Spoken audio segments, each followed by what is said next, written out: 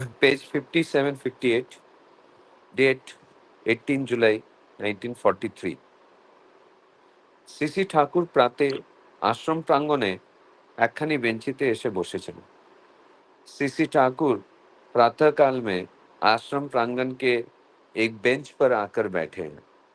ঋত্বিক অধিবেশন চলছে, তাই চারিদিকে বহু দাদা ও মায়েদের ভিড়। ऋत्विक अधिवेशन चल रहा है, इसलिए चारों तरफ बहुत दादा और মা লোগों का ভিড়। বর্ষাকাল, তাই কোনো কোনো জায়গায় জল জমে কাদা হয়েছে। অপেক্ষাকৃত উঁচু জায়গাটিতে তাই অনেকে এসে দাঁড়িয়েছে। बारिश का मौसम है, इसीलिए कुछ कुछ जगह पर पानी जम के कीचड़ हो चुका है। इसीलिए थोड़ा सा ऊंचा जगह पर बहुत सारे लोग आकर खड़े हैं। ভবতারণদা বসু সিসি ঠাকুরকে জিজ্ঞাসা করলেন, লোকের খুব অন্ন কষ্ট, এই অবস্থায় আমরা কি করতে পারি? भवतारण बसुदा ठाकुर जी को पूछने लगे कि लोगों का बहुत खाने का कष्ट है, इस अवस्था में हम क्या कर सकते हैं? সিসি ঠাকুর, প্রত্যেকটি সৎসঙ্গীকে বলে দেবেন তারা তাদের সাধ্যমতো অন্যকে যেন দেখে। हर एक सत्संगी को बोल देंगे कि वो अपने सामर्थ्य अनुसार दूसरे को ध्यान रखे। পরস্পর পরস্পরকে দেখবে, পরস্পর পরস্পরের জন্য করবে, এছাড়া আর উপায় কি?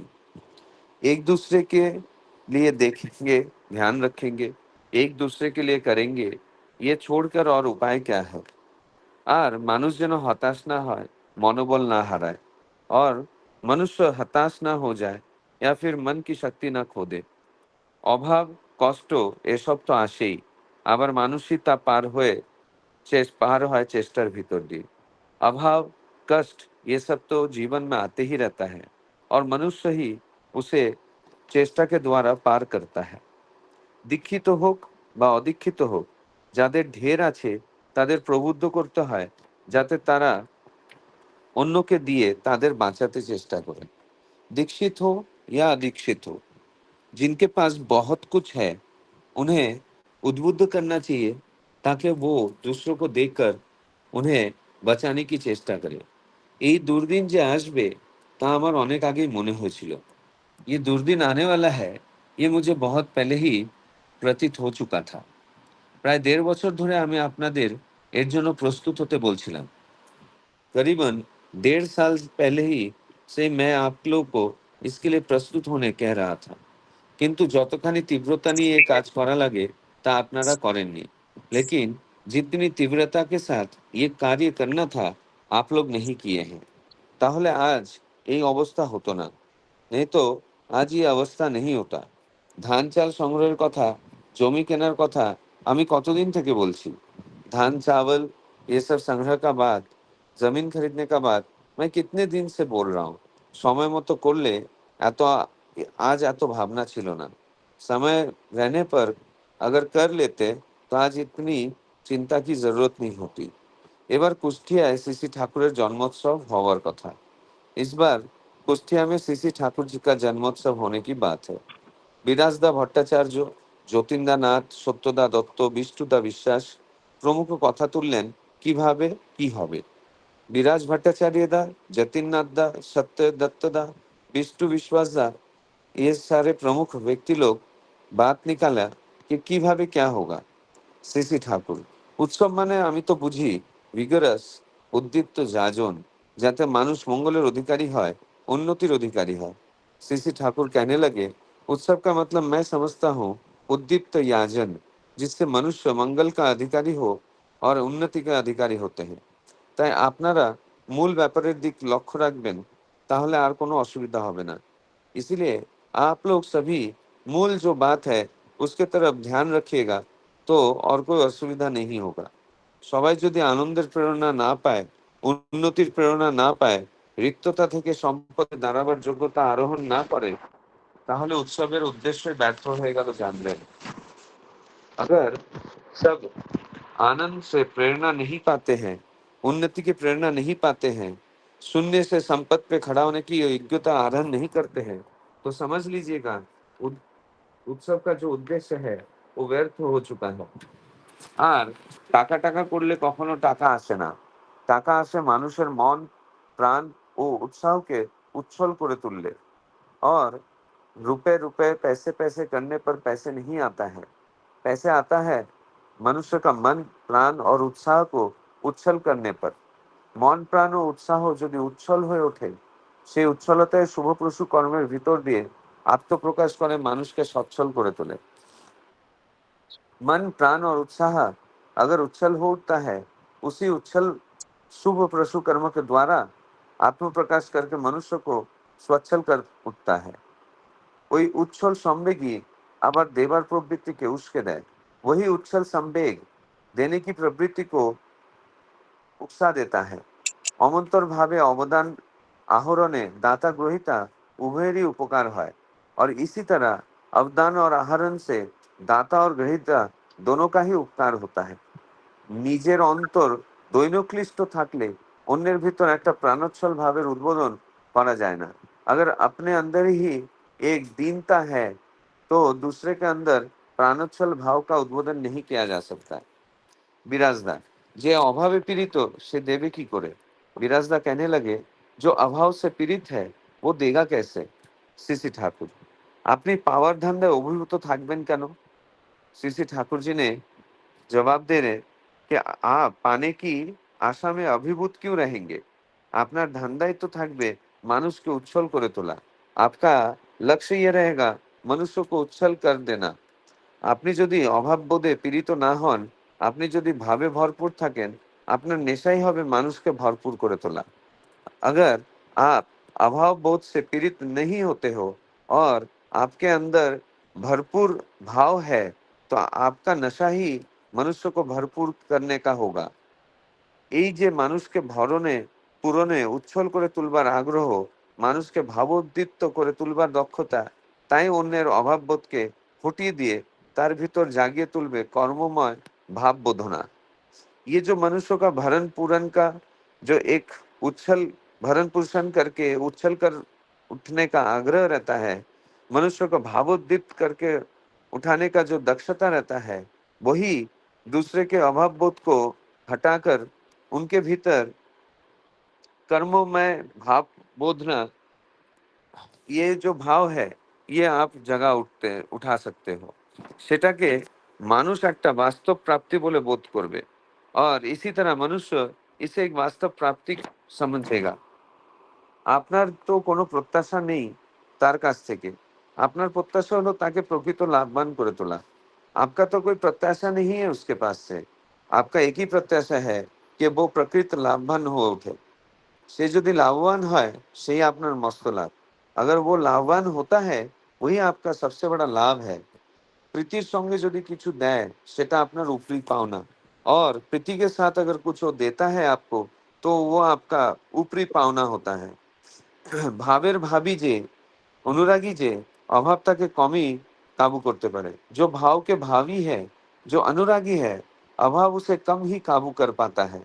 कारण अभावबोध तार मन के कम ही आक्रमण करे, क्योंकि अभाव का जो बोध है वो उसके मन को कम ही आक्रमण कर पाता है। मन तो तार प्रियो के लिए विभोर, मन तो उसका प्रिय को लेकर ही विभोर रहता है। আবার প্রিয়ের তোষণ পোষণ পালনে সদা সক্রিয় যে ওই প্রচেষ্টাই তাকে প্রতুল করে তোলে। और प्रिय के तोषण पोषण और पालन में जो जो सदा सक्रिय है वही प्रचेष्टा उसे प्रतुल कर उठता है, उद्दीप्त कर उठता है। जय गुरु।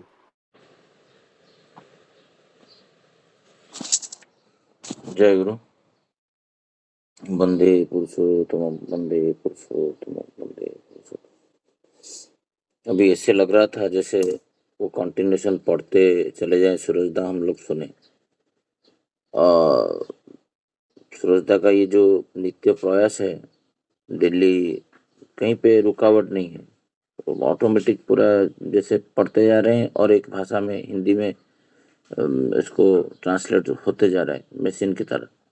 तो ये जो डेली सुबह सुबह मैं कल किसी को बोल रहा था आने के टाइम में सत्संग से, जी हमारा जो बैटरी चार्ज होता है सुबह का आलोचना प्रसंग में, जितना भी प्रवृत्ति कॉम्प्लेक्स में अंधेर जाने के लिए जिसको भी ये होता है, बट सुबह से जब ये आलोचना प्रसंग हम लोग पढ़ते हैं कि आलोचना करते हैं, उसी से हमारा मन भर उठता है और ये कि हमको प्रेरणा देता है एवरीडे ठाकुर जी का कर्म क्षेत्र में नियुक्त करने के लिए। यहाँ पर जो विषय वस्तु है बहुत मार्मिक विषय वस्तु है आज का, जे परस्पर के प्रति कैसे हम लोग जो जिसके पास कुछ अभाव है, अनटन है, उसके पास जिसके पास कुछ खाने के लिए नहीं है, और उसको श्री श्री ठाकुर जी बोलते हैं जिसके पास जो भरपूर होके उठा है उसको उद्बुद्ध करना चाहिए जो दूसरे को देने के लिए। और परस्पर जो है ऐसे माने उनको आप आर्थिक अवस्था में नहीं दे पा रहे हो तो श्री श्री ठाकुर इधर बोल रहे हैं जो इसको ऐसे बातें, ऊर्जावान बातें और इंस्पायर करें जैसे उसके अंदर एक आग्रह, उत्साह और उद्दीपना सृष्टि हो कर्म करने के लिए, और जैसे हताश ना हो। तो ये बातें श्री श्री ठाकुर जी यहाँ पर रखें। और आगे विषय वस्तु भी है, दूसरा टॉपिक मैं सूरजदा को बोलूँगा थोड़ा सा आलोचना रखें, फिर मनीषदा है।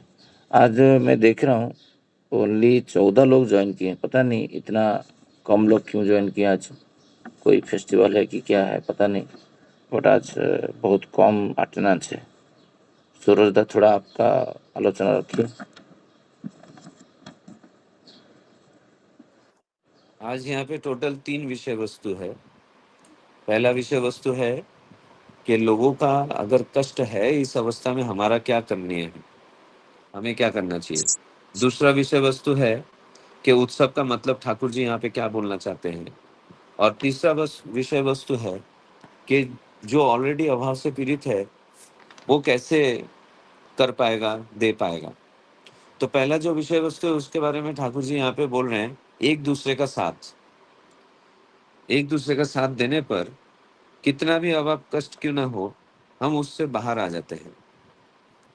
मतलब ये ठाकुर जी यहाँ पे ये बोलना चाह रहे हैं कि सत्संगी होने के नाते जो हम लोग देखिए दीक्षा पत्र जब हम जब दीक्षा लेते हैं तो हमें एक दीक्षा पत्र वो जो एक ये दिया जाता है शतनुज्ञा दिया जाता है, मतलब शतनुज्ञा लिखा रहता है। और ठीक उसी पेज के उल्टे पेज पे अगर आप देखेंगे तो एक संकल्प है। उस संकल्प में से चौथा नंबर संकल्प जो है वो हम सबको एक बार पढ़ना चाहिए, मुझे ऐसा लगता है। हम क्या करते हैं, जिस दिन दीक्षा लेते हैं उसी दिन वो संकल्प पत्र पढ़ा था तो शायद से उसके बाद और कभी पढ़ा भी नहीं। लेकिन मुझे ऐसा लगता है कि वो संकल्प पत्र पढ़ना चाहिए बीच बीच में, तो मुझे ये पता चलेगा, मुझे ये याद होगा कि मैंने दीक्षा लेते वक्त क्या संकल्प लिया था। तो उसका जो फोर्थ संकल्प है वो कुछ इस तरह है कि मेरे जो गुरु भाई है, भ्राता है, उनके अभाव अनटन कष्ट में मैं जथा सामर्थ मन प्राण शक्ति सामर्थ धन दौलत से जितना हो सके मैं उसे चेष्टा करूंगा सपोर्ट करने का।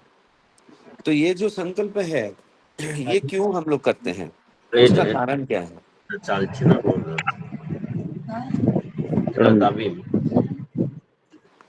रामचंद्र जी आप म्यूट कीजिए, धन्यवाद। तो यहाँ पे वही चीज बोला जा रहा है कि एक दूसरे का जो हम साथ जब देते हैं और एक दूसरे को जब हम सपोर्ट करके अपलिफ्ट करते हैं तो तब हम दोनों का ही जय होता है, विन विन सिचुएशन होता है। अभाव अनटन में इंसान जो है ना वो टूट जाता है मन से। अभाव अनटन आता रहता है जीवन में, लेकिन अगर उसे ये पता रहे कि नहीं, मेरे दुख कष्ट में खड़े होने के लिए, मेरे साथ खड़े होने के लिए कुछ लोग हैं, ये जो मनोबल होता है ये इंसान को टूटने नहीं देता है, उसे अकेला महसूस होने नहीं देता है। तो अकेला महसूस अगर नहीं होने दे रहा है तो इसका सबसे बड़ा रीजन क्या है कि उसे ये पता है कि मेरे साथ कुछ लोग हमेशा खड़े हैं। तो सत्संगी में, सत्संग जगत में मुझे लगता है इससे बड़ा एक जो भाव है वो और कुछ नहीं है कि मेरे साथ मेरे लोग हैं। अभाव कष्ट में जब लोग आते हैं तो उसमें से चेष्टा करके हम पार हो ही जाते हैं। लेकिन ये चेष्टा करने के लिए जो सपोर्ट की जरूरत है, जो पुश की जरूरत है, वो कुछ लोगों के वजह से मिलता है। इसीलिए ठाकुर जी यहाँ पे बोल रहे हैं कि दीक्षित हो या अदीक्षित हो, जिनके पास बहुत है, उनकी ये मतलब प्राथमिकता होनी चाहिए कि वो दूसरों को बचाने की कोशिश करे। आज देखिए समाज में एक वर्ग ऐसा है जो खुद समाज से चीजों को आहरण करके अपने पास जमा करते हैं, और कुछ लोग हैं जिनको जो जरूरत है वो मिलता भी नहीं है, जो बेसिक नेसेसिटीज है वो भी नहीं मिलता है। तो ठाकुर जी का यहाँ पे ये कहना है कि अगर तुम्हारे पास काफी है, मतलब तुम्हारे पास यूज करने के बाद या तुम्हारे प्रयोजन को पूर्ति होने के बाद अगर तुम्हारे पास फिर भी बहुत सारा चीज है, तो तुम वो लोगों के बीच में बांटो। मैं यहाँ पे ना एक कल का, हम लोगों ने कल एक ड्राइव किया जो मैं यहाँ पे उल्लेख करना चाहता हूँ। देखिए कल गुड़ी पड़वा था। महाराष्ट्र में गुड़ी पड़वा बहुत धूमधाम से मनाया जाता है, जहाँ पे गुड़ी पड़वा के दिन पूरन पूरी घर पे बनता है, और ये मीठा के साथ जो नया साल है वो शुरू किया जाता है। तो बहुत दिन से, मतलब पिछले 15 दिन से हमारे कॉलेज में एक समाज सेवा संगठन है जिसे जाइंट्स ग्रुप कहते हैं। तो उसके अंतर्गत मैं और ज्योत्सना मेंबर हैं। तो हम लोग का एक ऐसा चल रहा था कि क्यों ना हम गुड़ी पड़वा के दिन ऐसे लोगों के घर तक पहुंचे और उन्हें हम पूरन पूरी दें, और साल का शुरुआत एक मीठा के साथ उनको शुरुआत करने की प्रेरणा दें। तो कल लोगों से पैसा संग्रह करके करीबन करीबन 12,500 से 13,000 रुपए हम कलेक्ट करके 500 पूरन पूरी हमने एकदम वाड़ा भिवंडी का जो रोड है वहाँ पे, जो बहुत ही खेड़ा गांव है, वहाँ पे जाकर हमने उन लोगों को वो पूरन पूरी हमने बांटा। तो जब वहाँ पे पूरन पूरी बांटा जा रहा था, ज्योत्सना जब बांट रही थी, तो ज्योत्सना का जो एक्सपीरियंस था कि वो देते वक्त वो लोगों के चेहरे पे जो खुशी है वो देखकर बहुत प्रेरणा मिला, बहुत अच्छा लगा। तो मेरा कहने का तात्पर्य ये है कि अगर मेरे पास सामर्थ्य है कि मैं खुद कर सकता हूँ, या फिर मेरे पास ये सामर्थ्य है कि मैं, मेरे पास शायद से इतना पैसा नहीं है, लेकिन मेरे पास ये सामर्थ्य कि मैं लोगों को उद्दीप्त कर सकता हूँ, उद्बुद्ध कर सकता हूँ, और जिसके द्वारा समाज का कल्याण हो सके, ऐसे बातों को मैं कार्य में कम मतलब एग्जीक्यूट कर सकता हूँ, तो मुझे वो सामर्थ्य यूज करना चाहिए। और इसी के द्वारा समाज में जो है लोगों को हम लोग अपलिफ्ट कर सकते हैं। ठाकुर जी आज जो दुर्दिन का बात ठाकुर जी बोल रहे हैं, उसके बारे में वो बहुत पहले से अवगत थे, और इसीलिए वो दिशा निर्देश दे रहे थे, लेकिन लोगों का तीव्रता की कमी की वजह से ये काम हो नहीं पाया। इसका मतलब और एक चीज का हमें यहाँ से दिशा निर्देश ये मिलता है कि हमारे जो लिविंग आइडियल है, जब हमें कुछ करने बोलते हैं, भले उस वक्त ऐसा लगता होगा कि इस समय के साथ ये असंगत है, इसके साथ कोई रिलेवेंस नहीं है, लेकिन मुझे ऐसा लगता है कि जब हमारे लिविंग आइडियल हमें कुछ दिशा निर्देश दे रहे हैं, तो बिना कुछ सोचे समझे हमें तीव्रता के साथ उस काम को पूर्ण करना चाहिए। तो हम लोग आने वाले दिनों में जो तकलीफें हैं उससे हम लोग रिहाई पा सकते हैं, छुटकारा पा सकते हैं। दूसरा जो यहाँ पे टॉपिक है जिसमें बोला गया है कि उत्सव का मतलब क्या है। हम तो उत्सव कर लेते हैं, लोगों को बुलाते हैं धूमधाम से गाना बजाना करते हैं, आलोचना करते हैं, खाना पीना खाते हैं, और फिर हम चले जाते हैं। लेकिन उसमें हमें ये देखना होगा कि उत्सव में आकर लोग याजित हुए क्या, मंगल के अधिकारी हुए क्या, या फिर उन्हें उस उत्सव के आने के बाद उनके जीवन में कुछ उन्नति हुआ क्या। अगर ये नहीं होता है तो उत्सव का जो मेन पर्पस है वो व्यर्थ हो जाता है। और हम लोग उस वक्त अगर ये सोचते हैं कि हाँ मैंने बहुत बड़ा उत्सव किया, लेकिन उस उत्सव की वजह से क्या मेरे उत्सव में जो अंशग्रहण किए उनके जीवन में कुछ परिवर्तन हुआ क्या।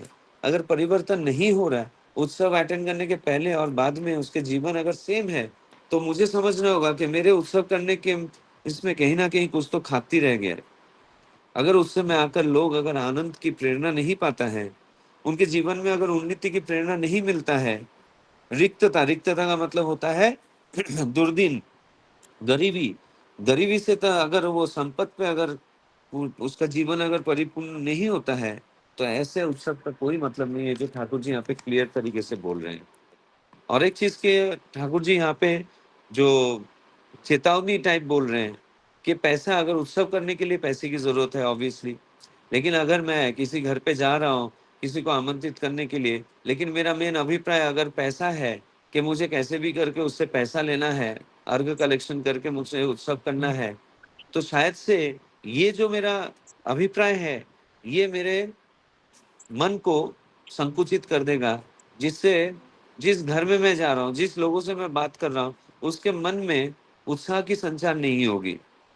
तो ठाकुर जी बोल रहे हैं, पैसे के लिए तुम घूमो मत, तुम इस बात को लेकर घूमो कि तुम्हारे मन में ये अभिप्राय होनी चाहिए कि मनुष्य का मन, प्राण और उत्साह को तुम बढ़ा सको। जब उनका मन, प्राण, उत्साह बढ़ेगा, तो वही उत्साह एक शुभ कर्म के द्वारा मनुष्य को देने के लिए सच्छल कर उठेगा। जब मेरा अभिप्राय ये रहेगा कि मेरा एक गुरु भाई है जो तकलीफ से गुजर रहा है, अगर मैं उसके घर पे कंटिन्यू जाके अगर उसको उत्साहित करता हूँ, उसे प्रेरणा देता हूँ कि आप चिंता मत कीजिए, आपका ये दिन कट जाएगा, और उसी के साथ साथ उसको अगर ठाकुर जी के याजन के द्वारा उसके जीवन में कुछ मंगल प्रतिष्ठा की चेष्टा करता हूँ, तो उसको ये सेंटिमेंट तो जरूर होगा कि मेरे जरूरत में, मेरा जरूरत क्या है, ठाकुर जी का काम करना। और ठाकुर जी का काम करते वक्त मेरा अगर कोई जरूरत है, मुझे पैसे की जरूरत है या कुछ चीजों की जरूरत है, तो वो इंसान को समझेगा और वो बिना मांगे ही मुझे जितना सामर्थ्य है उस हिसाब से वो मुझे देगा। इसका मतलब मैंने क्या किया, मैंने उसके साथ एक इमोशनल बॉन्डिंग बनाया। इमोशनल बॉन्डिंग बना के मैं उसे ये एहसास दिलाया कि मैं तुम्हारे बुरे वक्त में हमेशा तुम्हारे साथ हूँ, मैं हमेशा तुम्हारे अच्छे के लिए सोचता हूँ, और तुम्हें तुम्हारे जीवन में उन्नति के पथ पे आगे बढ़ने के लिए मैं तुम्हें सपोर्ट करता हूँ। जब ये बॉन्डिंग एक हो जाता है, तो वो इंसान ये सोचता नहीं है कि मैं इसे पैसे दूं या ना दूं, उसे मैं हेल्प करूं या ना करूं। वो सतस्वेच्छ भाव से मेरे जरूरत को अपना जरूरत समझकर वो देना शुरू करता है। और जब इसी भाव से वो देता है, तो देना और लेने वाला दोनों का ही उपकार होता है, दोनों ही इसका लाभ जो है उन्हें मिलता है। तो हमें हमारे मन को गरीब करके हम दूसरे को अमीर नहीं बना सकते हैं। मुझे पहले मेरे भाव को इतना ऊपर लाना होगा ताकि मनुष्य का भाव को हम ऊपर ला सके। तीसरा जो प्रसंग है कि अगर कोई अगर अभाव से पीड़ित है, वो देगा कैसे। देखिए, मैं बंगाल में रह चुका हूँ। इवन बंगाल, उड़ीसा और जो आसाम का बेल्ट है, तो वहाँ पे अगर कोई अगर वहाँ पे ठाकुर जी का काम किया है, तो उनको ये एक्सपीरियंस हुआ रहेगा कि वहाँ पे मोस्ट ऑफ दी जो गुरु भाई है या फिर जो लोग हैं, वो काफी सारे ऐसे लोग हैं जो लोअर मिडिल क्लास या फिर पुअर, मतलब गरीबी वर्ग से आते हैं।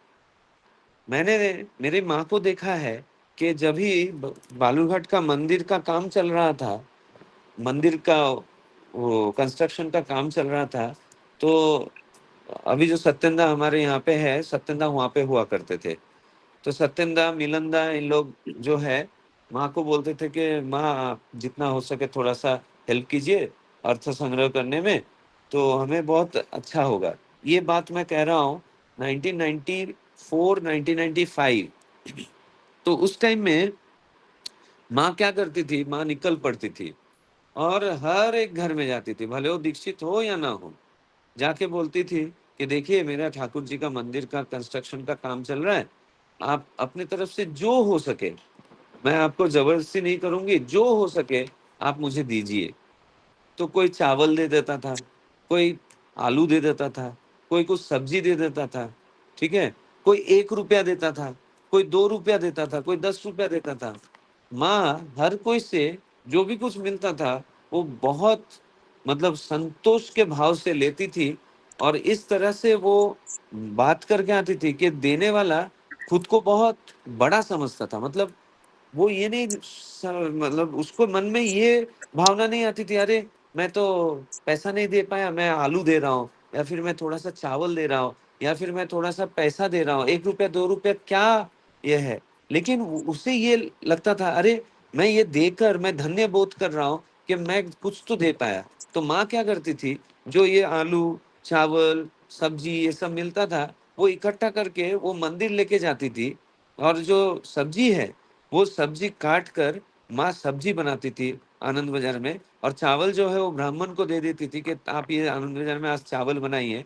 और वो जो खाना बनता था, तो उस टाइम में वहां पे जो लेबर काम करते थे या तो जो गुरु भाई आकर वहां पे श्रम सेवा करते थे, उनको वो खिलाया जाता था। 1 रुपया 2 रुपया करके करीबन करीबन उस टाइम में हजार हजार रुपए बनता था, और ठाकुर जी का काम चलता था। तो ये जो भाव है, ये कहने का तात्पर्य ये है कि हम अगर लोगों को ये बोध करवा दे कि तुम अभाव से पीड़ित हो, तुम देने के सामर्थ्य नहीं रखते हो, अगर मैं ये बोध करवा देता हूँ, तो जीवन भर कितना भी उसके पास पैसा रहे, सामर्थ्य रहे, वो कभी भी वो दे नहीं पाएगा। लेकिन अगर मैं उसे ये भाव से उद्दीप्त कर देता हूँ कि आपके पास जो भी है उतना ही आपको, उसमें से भी आप कर सकते हैं, उसमें से भी आप ठाकुर जी का सेवा कर सकते हैं, जब इस भाव से मैं उसे उद्युक्त कर देता हूँ, उस भावोद्दीप्त से मैं उसे दक्षता के और आगे करता हूँ, तो उसका देना शुरू होता है। जब वो देने का भाव रहता है, जब वो देना शुरू करता है, तो उसे लगता है मुझे और देना है। उसे मन से ये बात आती है कि मैंने बहुत कम दिया है, मुझे अगली बार और देना है। ये जो देने की भाव आती है कि अगली बार मैं और दूंगा, उसे प्रेरित करता है कर्म में और ज्यादा झुकने के लिए। जब वो और ज्यादा कर्म करता है, वो ठाकुर जी के तागिद से वो ये दौड़ने लगता है कि मुझे ठाकुर जी को और देना है, तो उसके जीवन में उन्नति दिखाई देती है, क्योंकि वो सक्रिय हो उठता है।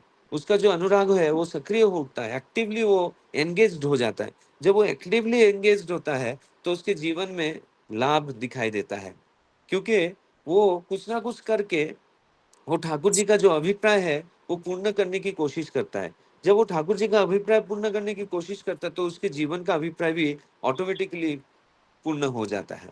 और जब इसी तरह से मैं मेरे याजन के द्वारा या फिर उस इंसान को सक्रिय भाव से एक्टिवली एंगेज करने में मैं जब मदद कर रहा हूँ, तो उसका तो उन्नति हो ही रहा है, साथ साथ मेरा भी उन्नति हो रहा है, मतलब दोनों ही हम लाभवान हो रहे हैं। तो ये कभी हो सकता है जब मेरे अंदर प्रीति भाव रहेगा इष्ट के प्रति, और वही इष्ट के प्रति जो प्रीति भाव है, वो मुझे दूसरों के प्रति प्रीति भाव संचार करता है। और इसी के द्वारा हम अभाव को मन से भगा सकते हैं। अभाव में रहना ये एक भाव है, ये मन का भाव है। अभाव में, मैं अभाव में हूँ, ये सोच अगर हम लोगों के दिमाग से निकाल देते हैं, दिल से निकाल देते हैं, तो वो भले उनके जीवन में खाने पीने का कष्ट हो, पैसे का कष्ट हो, लेकिन वो एटलीस्ट वो बहुत संतोषी रहेगा। इसीलिए ठाकुर जी यहाँ पे बोल रहे हैं कि जब हम प्रिय का तोषण पोषण और पालन में सदा सक्रिय रहते हैं, तो हमारे वही प्रचेष्टा हमें जीवन में हमें प्रतुल कर उठता है, हमें जीवन में भरपूर कर उठता है। जय गुरु।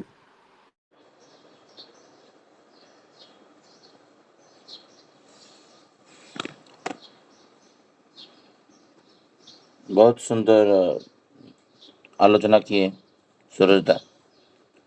खूब सुंदर जो विषय वस्तु था, और उसमें व्यक्तिगत एक्सपीरियंस और पारिवारिक एक्सपीरियंस का उदाहरण दे के प्रयास किया आज का विषय वस्तु समाज मैंने ये करने के लिए उनका बोध के हिसाब से सबको संचरित किए, उद्बुद्ध किए।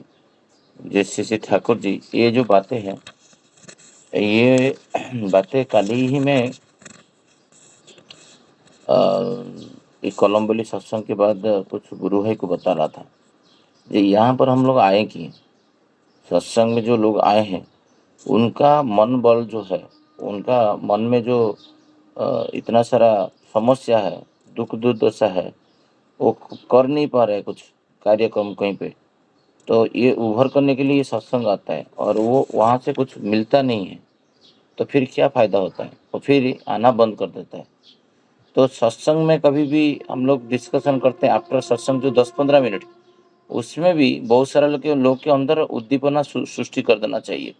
हम लोग क्या आलोचना करते हैं, क्रिटिसाइज की तरह आलोचना करते हैं, ये खाना पीना ये हो गया, वो हो गया, ये सब करके हमारा जो टाइम 15 से 20 मिनट मिलता है हमको सत्संग के, कोई सेकंड बैच खाना परोस रहा है, तो सेकंड बैच में जो आधा घंटा भी हमको मिलता है वेट करने के लिए, वो आधा घंटा में हम कितना लोग को ऊर्जावान कर देते हैं बातों से। एटलीस्ट वहाँ पर तो किसी समस्या कुछ है सुन के उसको दूसरा गुरु भाई रहते हैं जो समर्थवन अभी सूरजदा आलोचना कर रहे थे। जे मेरा पास कुछ है ही नहीं, बट मेरा पास एक सामर्थ्य है, जो सामर्थ्य के द्वारा मैं दूसरे को अर्थवाक श्री श्री ठाकुर जी बोलते हैं तो यथासाध्य जो अर्थवाक और वास्तव कर्म का बात जो दीक्षा पत्र का पिछले वाला हिस्सा का 4th नंबर पॉइंट जे बीच बीच में सूरजदा भी बोले थे जे दीक्षा पत्र पढ़ना चाहिए। कल भी जयंत परिडा जब आलोचना कर रहे थे तो वही बात कर रहे थे जे दीक्षा पत्र जो संकल्प है वो संकल्प पत्र को मनुष्य कभी पढ़ता नहीं है। ये संकल्प पत्र जो होता है ये संकल्प पत्र बहुत सारा बच्चे को पूछोगे कि जो दीक्षा लिए होंगे 20-25 साल से उनको याद नहीं रहेगा। आप वो कल मेरा को बेटा को कोई 1-2 गुरु भाई सुस्तिनी व्रत का नियम पूछ रहे थे और वो मुझे आनंद लगा जे क्योंकि कुछ दिन पहले उनको मैं ट्रेंड किया था जे तुम लोग सुस्तिनी का 5 नियम पता मैंने पढ़ो समझो उसके ऊपर काम करो। तो वो लोग प्रयास करने के बाद जब जाने मेरा बेटा का सुस्तिनी हुआ है तो उनको सुस्तिनी का नियम पूछ रहे थे तो वो बता नहीं पा रहा। ठीक है अभी अभी सुस्तिनी लिया है उसका करना नहीं हुआ है। जो व्यक्ति मुझे उसमें कोई दुख नहीं हुआ क्योंकि व्यक्ति जब करता है तब वो उसी से कुछ बोलना चाहिए वास्तव अनुभूति से, नहीं कि रट रट के कोई पेपर में कुछ लिखा हुआ है उसको पढ़ा और जाके बोला। ये जो श्री श्री ठाकुर जी यहाँ पर बोल रहे हैं 2-4 पॉइंट में लिख के रखा हूँ जे जब लोग को खूब कष्ट में होते हैं उनको कैसे तुम उनका क्या सहायता कर सकते हो। मेरा हिसाब से सूरजदा मैं जो समझता हूँ व्यक्तिगत भाव से किसी को आप हेल्प करना चाहते हो ना तो उसको आपके पास कुछ भी नहीं है तो उसको इष्टमुखी करने के लिए प्रयास करिए। ये सबसे बड़ा मैं देखा अभी मेरा परिवेश में मैं जहाँ पर कुछ कर नहीं पाता था उसके लिए व्यक्तिगत भाव से समय अभाव है इतना अर्थ नहीं जो उसको अर्थ से द्वारा समस्या समाधान कर लोगे तो उसका जो जितना भी समस्या है वो तब होगा जब मनुष्य नाममुखी होगा इष्टमुखी होगा इष्ट को प्रेम करेगा। इससे उसके जीवन में कर्म करने के लिए इतना अजस्र उत्साह आता है। व्यक्तिगत का मैं क्यों बोला ये व्यक्तिगत भाव से सबको तुम हेल्प नहीं कर पाओगे साहाय्य नहीं कर पाओगे बट जितना लोग आप धार्मिक करने में प्रेरणा दे पाओगे मतलब श्री श्री ठाकुर जी के प्रति ये युग का जो युग पुरुषोत्तम है उनको प्रति प्रेरणा दे के उनको इष्ट पथ में लेके जाओगे कि जो व्यक्ति जो इष्ट को कि उसका आदर्श को फॉलो करता है उसके प्रति उसको प्रेरणा देना। श्री श्री ठाकुर यहाँ पर बोल रहे हैं जो परस्पर को देखें जो परस्पर को प्रति कुछ करे। ये जो भाव है श्री श्री ठाकुर जी यहाँ पर एकदम क्लियर कर दिए हैं जो वो दीक्षित हो व अदीक्षित हो। हमारा मिलना जुलना दीक्षित के साथ होता है। जो दीक्षित के साथ जो प्रेमी जो इनिशिएटेड पर्सन है उसको जितना प्रेम कर पाते हैं बाकी लोग को हम एक दूसरा नजरिया में देखते हैं जिसके लिए हमारा जीवन इम्बैलेंस हो जाता है। हम बैलेंस्ड जीवन यापन नहीं कर पाते हैं। परिवेश में जितना भी लोग हैं कल लेके मंदिर का भित्ति प्रस्तर हो रहा था श्री जगन्नाथ जी का मंदिर का वहाँ पर प्रज्ञा थी तो उसमें जाके जो कर्म जीवन में प्रत्येक मनुष्य को इष्ट के पथे इष्ट के दिग में इष्ट को कैसे दे के प्रेम कर सकते हैं ये बात जब तक हम लोग प्रत्येक मनुष्य को बता नहीं पाएंगे वो कोई भी हो दीक्षा लो व दीक्षा नहीं लो जो ईश्वर है जो इष्ट है जो आदर्श है वो हर जगह में हर परिस्थिति में अलग अलग है ऐसा नहीं है। मेरा हिसाब से जो जिसको प्रेम करता है जो श्री जगन्नाथ जी को प्रेम करता है और प्रेम में उनको वो जो बातें यहाँ पर मैं रखना चाहता हूँ जे एक सीनियर व्यक्ति थे मेरे से उम्र से 20-25 साल ज़्यादा है एक्सपीरियंस्ड है मेरा पितृतुल्य है बट वही बोल रहा था जो what is the objective of building the मंदिर कंस्ट्रक्शन, क्यों कर रहे हो यहाँ पर। मैं खुद तो कमेटी का मेंबर होके, वो आश्चर्य हुआ, मुझे पूछ रहा है तुम कमेटी का मेंबर होके ऐसे प्रश्न नेगेटिव बातें कर रहे हो। मतलब ये नेगेटिव बात नहीं, ये पॉजिटिव बात है जी। जब तक हमारा जीवन का उद्देश्य हमको पता नहीं चले, जो हमारा जीवन में हम क्यों मंदिर बना रहे हैं। आज तक हमारा मंदिर हम इसलिए बना रहे हैं जो हमारा हस्बैंड वाइफ जो है वो कंफर्टेबल रहे, बच्चे पिता माता को प्रणाम करना सीखे ये मंदिर में आके। तो हमारा यहाँ पर तो वो बातें हो ही नहीं रहे, हमारा तो बातें हो रहा है ये जो ब्रिक्स कहाँ से आएगा, सीमेंट कहाँ से आएगा, और ये स्टील रॉड कहाँ से आएगा। तो बच्चा इससे क्या सीखेगा। यहाँ पर होना चाहिए बातें, श्री ठाकुर जी बोल रहे हैं जो प्रत्येक मनुष्य की बातें को उसको जो श्रेष्ठ के प्रति श्रद्धाशील हो गए। यहाँ से मैं ये वर्किंग कमेटी में इतना सारा लोग है, कितना लोग उनका पिता माता को प्रणाम करते होंगे आपको पता है ना। नहीं, कोई नहीं करते। तो फिर इतना दिन मंदिर आके क्या हुआ है हमारा जीवन में। तो वहाँ पर तो सब अधिकित है, तो उनको मैं कैसे इष्ट के दिगे में लेके चलूँ। नहीं, मैं खाली ठाकुर अनुकूल श्री ठाकुर अनुकूल चंद्र का जो दीक्षा लिया है उनको जाके उनके सामने बकबक करूँ, ये मेरा जीवन का उद्देश्य है क्या। तो मैं जब देखा जो फील्ड इतना बड़ा पड़ा हुआ है, उस दिन जो सिपाहीदा बोल रहे थे ये तुमको कितना करना है तुम सोच के देखो। यहाँ पर श्री ठाकुर जी जो बोले हैं जे बाकी लोग को जो ये करना है, मैं देखा एक व्यक्ति को मैं बहुत हेल्प कर रहा हूँ बट उसका कुछ सुधार नहीं हो रहा है।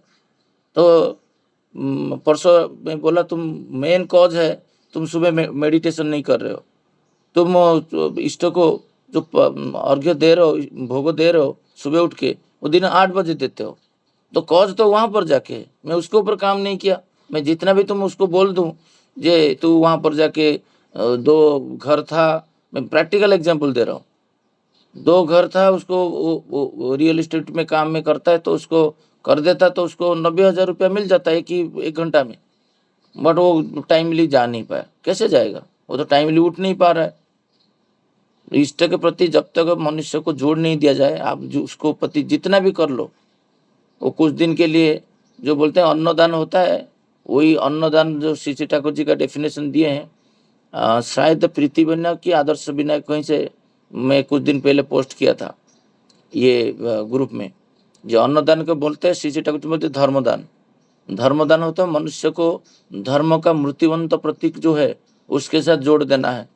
ऐसा नहीं है जो चावल दाल सब्जी बना के सब जगह में डिस्ट्रीब्यूट कर रहे हैं, वो तो अच्छा है, बट जिसको डिस्ट्रीब्यूट कर रहे हो उसके साथ मिल के जैसे वो इष्ट के पथ में चल पाए, इष्ट के साथ युक्त करना सबसे बड़ा वो धर्मदान होता है। श्री ठाकुर जी यहाँ पर बोल रहे हैं जे मैं तो 1.5 साल से वही बातें बोलते जा रहा हूँ, बट ये मेरा बात कोई सुन रहा है क्या। जे श्री ठाकुर जी यहाँ पर बोल रहे हैं जे लास्ट को जे ये जो ढीलापन है, जो दीर्घसूत्रिता है, उसके ऊपर कोई काम नहीं किया, जे आज ये दुर्दशा भी देखने के लिए नहीं पड़ता। तो श्री ठाकुर यहाँ पर और एक बात रखे हैं, मैं उससे जाने से पहले एक बात आलोचना करना चाहता हूँ जो एक्चुअली इम्पोर्टेंट है। जे कल का प्रेयर का टाइम जो है वो 6:14 हो रहा है, तो हमारा टाइम कम है, मैं थोड़ा उसको टॉपिक के ऊपर आलोचना करूँगा, तो फिर ही हम लोग दूसरा टॉपिक में कल हो सकता है इसको फिर पढ़ के आलोचना कर सकते हैं। बट सूरजदा मनीषदा है, बाकी सब लोग हैं बुरसेमा, तो कुछ बताइए कल, क्योंकि प्रेयर टाइम चेंज हो रहा है, ये आलोचना को बिफोर प्रेयर टाइम रखें कि आफ्टर प्रेयर टाइम रखें। 6 मनीषदा सूरजदा 6:14 को है, तो क्या 6:35 रखने से ठीक होगा कि बिफोर होगा क्या, थोड़ा इसके ऊपर आलोचना रखना चाहिए। 5 मिनट है हमारा हाथ में। जय गुरु। 6:35 को चलेगा मुझे लग रहा है, ताकि ज्यादा लोग ज्वाइन कर सके। इतना पहले करेंगे क्या पता नहीं। हाँ नहीं, और भी रियलिटी वास्तविक भाव देखेंगे तो 6:35 भी सही रहेगा। बहुत सारे लोग का कंप्लेन भी आता है जब हम लोग दादा ज्वाइन नहीं कर पा रहे हैं, हमारा प्रेयर मिसमैच हो जाता है दूसरा जगह में जो ज्वाइन करते हैं। सूरज दा आपको कुछ कॉलेज वगैरह में, क्योंकि आप हमारा मेन पढ़ के उसको ट्रांसलेट करते हो, तो डिपेंडेंसी आपके ऊपर है। तो समय आपका कैसा है? मुझे प्रार्थना के पहले भी चलेगा, बाद में भी चलेगा। 6:35 मुझे लगता है ज्यादा सही रहेगा, क्योंकि बाकी लोग भी ज्वाइन कर पाएंगे।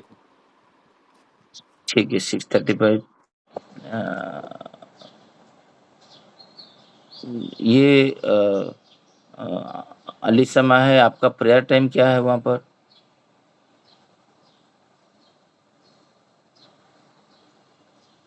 मनोरंजन दा, आपका प्रेयर टाइम क्या है? 6:14 6:40। तो हमारा भी 6:14 है, सेम प्रेयर टाइम है। यस। तो मनीष 6:35। हाँ, ये 6:35 ही ठीक रहेगा मुझे लगता है, क्योंकि इतना जल्दी मतलब इसमें और कुछ लोग जो है वो ड्रॉप हो सकते हैं, क्योंकि हमको उसको कम से कम 5:30 मतलब 5:25 या 5:30 उसको करना पड़ेगा। उसमें तो बहुत नहीं, दिक्कत हो प्रेयर सकती है। 6:14 को होता है, तो हाँ, कितना कितना बजे नामधन और प्रेयर खत्म होगा? 20 मिनट्स लगता है। 20 से 22 मिनट्स लगता है प्रेयर, नामध्यान और वाणी पाठ। तो 35 इज परफेक्ट ना? 35 एकदम एकदम एकदम ठीक। तो और मई में शशि भाई, मई में फिर 20 मिनट पीछे चल जाता है, 5:50 पर हो जाएगा, तो 1 महीना के लिए 6:35 रख सकते हैं। मई में कितना होगा?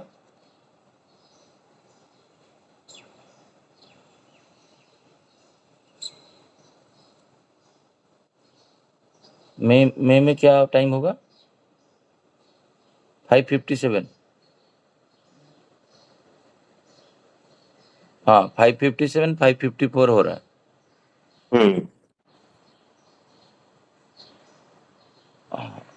तो आप क्या बोल रहे हैं? अप्रैल में 6:35 रखेंगे, मई में और थोड़ा प्रीवियस मतलब ना ये कर सकते हैं, प्रीपोन कर सकते हैं। हाँ, और तब थोड़ा सा और 10-15 मिनट ही कम कर सकते हैं। हाँ। मतलब ठीक है, वो उस टाइम में करेंगे। तो अभी तो मनीष दा कुछ आलोचना रखेंगे? अभी थोड़ा सा टाइम बचा हुआ है। ज्यादा समय नहीं बचा है, फिर भी एक दो बातें जो मन में आ रही थी वो मैं बोलता हूँ। ये जो हमारा पुणे का चाकण का मंदिर जब निर्माण हो रहा था, उस समय की बात है। हमारे सूर्यवंशीदा हमेशा ये बात को बोलते हैं, लोणकर दा, सूर्यवंशीदा, ये अपना अपना एक्सपीरियंस जो है वो शेयर करते थे, करते हैं। एक बहुत गरीब माँ थी, बूढ़ी थी, और भीख मांग कर के उनका काम चलता था।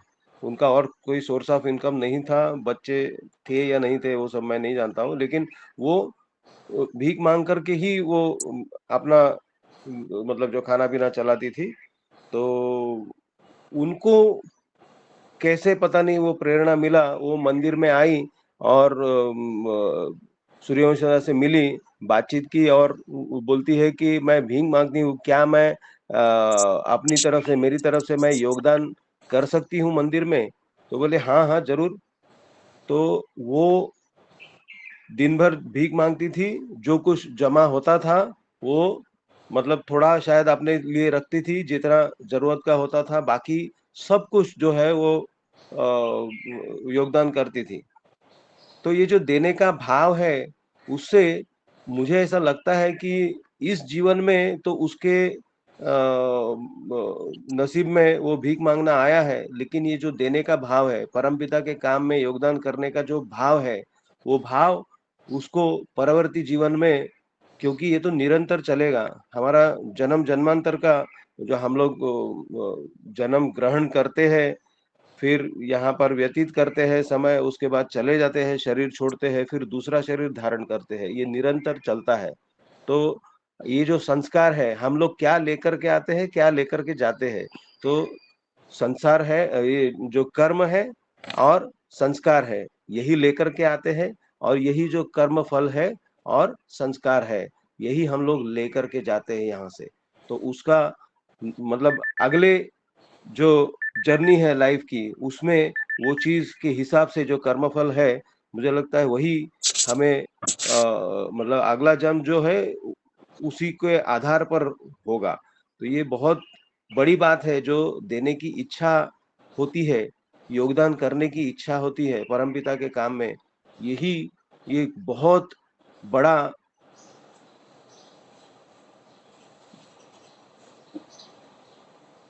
मनीष दा, आप म्यूट हो गए। I am sorry. ये जो देने का जो भाव है, ये किस तरह से, अभी समय भी काफी हो चुका है, लेकिन फिर भी मैं रिपीट करता हूँ, ये पुणे का जो चाकण का जो काम चल रहा था, उसमें उस समय एक एक भिखारी औरत जो है वो योगदान करती थी। वो दिन भर जो है भीख मांगती थी, अपने लिए जितना रखना है उतना रख करके, मतलब मिनिमम मोस्ट रख करके, और सारा जो बचा हुआ जो है वो मंदिर के काम में योगदान करती थी। तो ये जो भाव है देने का, ये देने का भाव ही हमें मतलब अपने जीवन में बहुत कुछ दिलाता है। तो परमपिता के काम में जितना हम योगदान कर पाएंगे, उतना ही हमारे लिए अच्छा होगा। हमारा ये जो जीवन चल रहा है इसमें, और परवर्ती जीवन में, बाद में भी, जीवन के साथ भी, जीवन के बाद भी, एक टैगलाइन है। तो ये जो है, ये हमारा कर्म ही हमें कहाँ लेके जाएगा वो डिसाइड करता है। अभाव का भाव ही, ठाकुर जी बोलते हैं, दुख है। तो ये जो अभाव का भाव हम जितना निकाल देंगे, और देने का भाव जितना होगा, उतना ही हमारा जीवन खूबसूरत होगा, सुंदर होगा। अभी मैं रोक देता हूँ, अभी 37 हो गया, प्रेयर का टाइम हो गया। जय हो, सबको जय हो, सबको जय हो।